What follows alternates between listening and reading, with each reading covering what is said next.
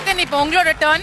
சூரி வந்து உன்னிப்பா கவனிச்சிட்டு இருக்காரு, அவர் தான் ஜட்ஜுங்கிறதுனால நீங்க வந்து எப்படி உங்க ஸ்டைல்ல அவங்களை இம்ப்ரெஸ் பண்ணி ப்ரப்போஸ் பண்ணி yes I also love you அப்படின்னு சொல்ல வைக்கிறீங்கிறது தான் நம்ம பார்க்க போறோம். Okay, ready? தங்கமே தங்கமே என்னாச்சு, என்ன பார்த்ததும் உனக்கு பிடிச்சி போச்சு.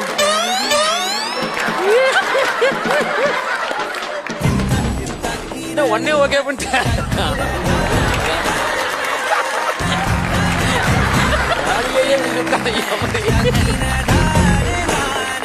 அடுத்ததாக சதீஷ் அவர்களோட டர்ன். இப்போ இப்படி வர்றது ஆல்ரெடி ஓகே தான், அது தெரியும் எல்லாருக்கும், நமக்கு தெரியும், கேமராக்கும் உங்களுக்கு தெரியணுன்றதுக்காக வெளில கோர்ஸ் உனக்கே தெரியும் நான் ரொம்ப நல்ல பையன்.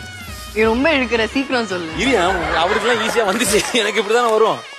ரொம்ப நல்ல பையன், தண்ணி அடிக்க மாட்டான், தம் அடிக்க மாட்டான், அதெல்லாம் உனக்கே தெரியும். சொல்லக்கூடாது, நல்ல வேற யாரும் சொல்ல மாட்டாங்க இரு. ஸோ அதனால உனக்கே தெரியும். இப்போ ஹீரோவெல்லாம் கூட பண்றேன், உனக்கு கூட ஏதாவது படம் இருந்தா நான் சொல்றேன், ஓகேவா?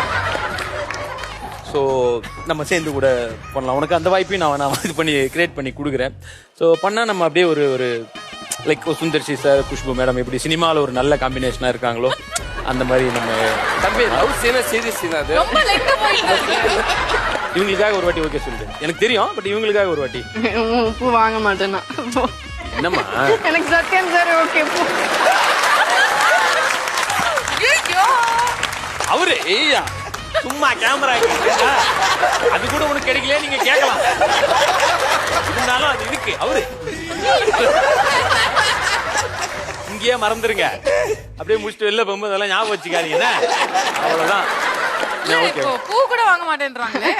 ஏமா சும்மாவே வச்சுக்கமா. எத்தனை பேர்கிட்ட வாங்குறது? ஒருத்தர் வாங்கிடுச்சு. நீ தங்கச்சின்னு கூப்பிட்டியா? தங்கச்சின்னு கூப்பிட்டு அந்த பூ கொடுப்பாங்க. முடியாது. சோ ஆகமொத்தத்துல ரெண்டு பேரும் பண்ணிட்டாங்க. நீங்க என்ன சொல்றீங்க? உங்களுக்கு யாரோட ப்ரொபோசல் பிடிச்சது? சத்யன் சார். சரி ஓகே, வந்ததுக்கு நான் வந்து ரெண்டு அக்காங்களுக்கு கொடுத்துட்டு போறேன். நம்ம சொல்லவே இல்ல. தேங்க்யூக்கா.